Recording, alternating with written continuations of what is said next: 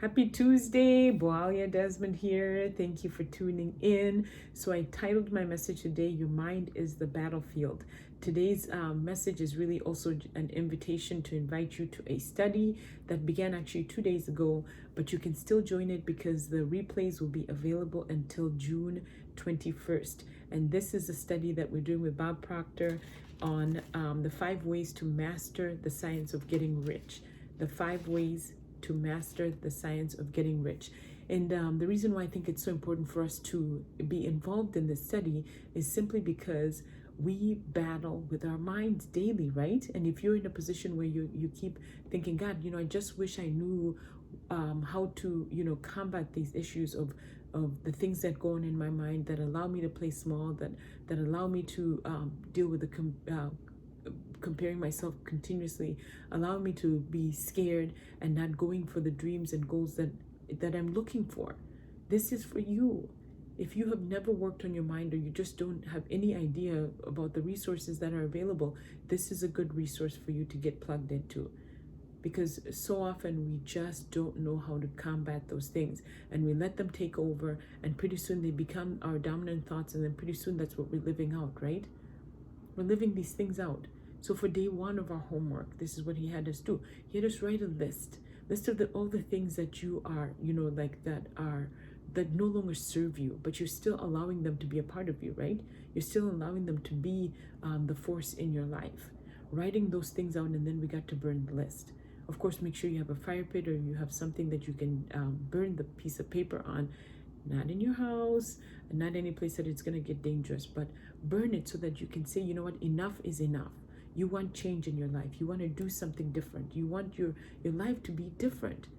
You've got 6 months, less than 6 months now, to end 2021 in a whole different way than you ever thought possible, or how you've done it in the past, right? Because if you're looking for something, like say for example, you are praying about something or you're asking about something, that thing doesn't appear after your prayers are said. Everything that we want is already here. Okay, the universe operates by law. Everything is already here. The reason why you don't have it is because you don't, number one, you haven't made it clear in your mind. You haven't made a clear decision of what it is that you really want, which is why we are always asked, what do you want? When that becomes clear, then you can tune into that frequency and you can stay there. I mean, imagine a radio. Okay, as you're tuning into the radio, as you're trying to find that station, you hear this shh until you get to the station that is clear, right? So same thing about your mind. About a month and a half ago, if you missed my interview with Stacey Stans, you need to go back and listen to that, because she just spoke beautifully about this whole thing. But so being clear, once you become clear, then you can tune into that frequency, and then you can know what it is that you want, and then everything else starts to become a little bit more clear on how to get there. So when you set a goal, it's not necessarily, you don't have to know how to get there, you don't have to know the details, you just need to make a decision as to what it is that you want first. Okay, so that was our homework the first night.